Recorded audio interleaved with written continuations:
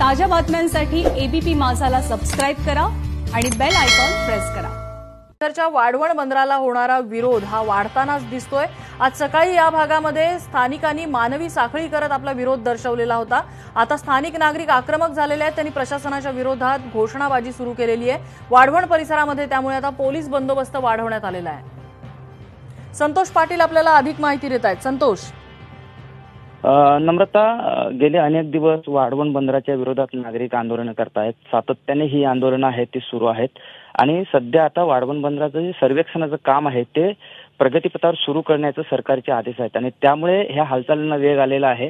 त्याच्यामुळे आणखीनच इथूरचे मच्छीमार असू द्या, शेतकरी असू द्या किंवा स्थानिक नागरिक असू द्या, ह्यांच्यामध्ये संतापाचं वातावरण आहे।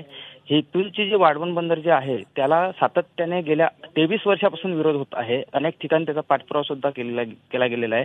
मात्र आता सध्या आज हे सर्व चित्र पाहताना सकाळपासून आंदोलन सुरू होतं। मानवी साखळी सुद्धा सकाळी समुद्रावरती तयार करण्यात आली होती।